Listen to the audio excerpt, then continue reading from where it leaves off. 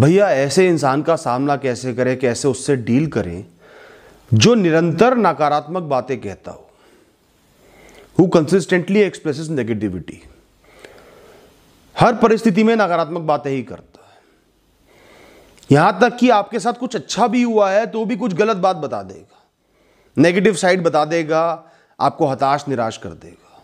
3 बातें बोलूंगा, बहुत ध्यान से सुनना, बहुत आसान बातें ऐसे लोगों का सामना करने के लिए, उनके साथ कोएग्जिस्ट करने के लिए।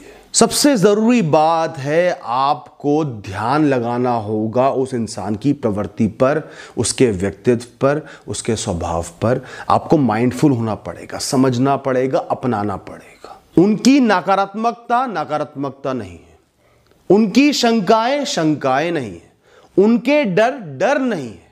तुम्हें चिंता करने की जरूरत नहीं है, तुम्हें सोचने की जरूरत नहीं है, क्योंकि उनकी प्रवृत्ति नकारात्मकता है तो वो हर चीज के हर पहलू के नकारात्मक हिस्से को ही ढूंढेंगे, पहचानेंगे। उन्हें सफलता में घमंड नजर आएगा, गिरने का डर नजर आएगा, उन्हें असफलता में लाचारी नजर आएगी, मजबूरियां नजर आएंगी, कमजोरी नजर आएगी।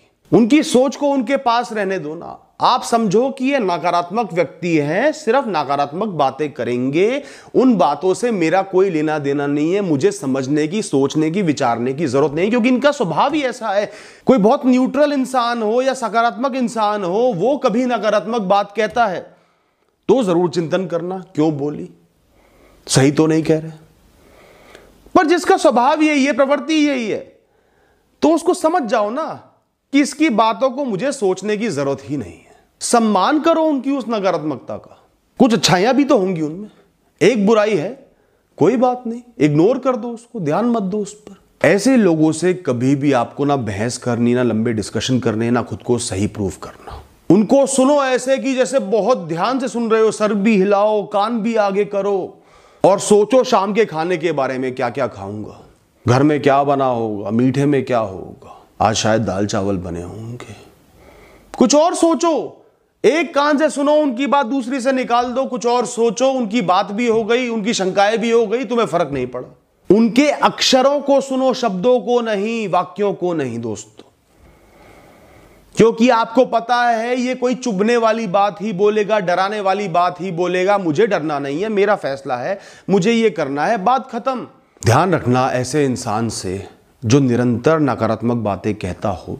आपका जो भी रिश्ता हो, कितना ही करीबी रिश्ता हो, उसको अपने बहुत नज़दीक नहीं रखना। नज़दीक रखने का मतलब है हमेशा हर इंसान के कुछ बहुत नज़दीकी लोग होते हैं, 3-4 लोग ऐसे होते हैं जिनकी वो बात सुनता है, जिनको बहुत समय देता है, जिनकी बहुत परवाह करता है, कोर ग्रुप ऑफ पीपल।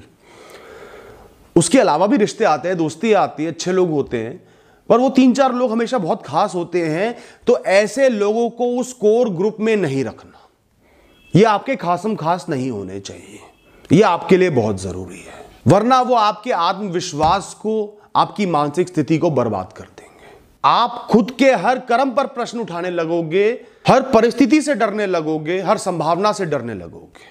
उनका सम्मान करो, उनके साथ खड़े रहो, जरूरत की बातें करो, फालतू बातें नहीं करनी, बेकार में लंबी बातें नहीं करनी, बहुत ज्यादा समय नहीं देना, उनकी मौजूदगी को बहुत ज्यादा अहमियत नहीं देनी। ये मौजूद हैं, कुछ कह रहे हैं, ठीक है, होने दो मौजूद। मैं अपने जीवन में मस्त हूं, व्यस्त हूं।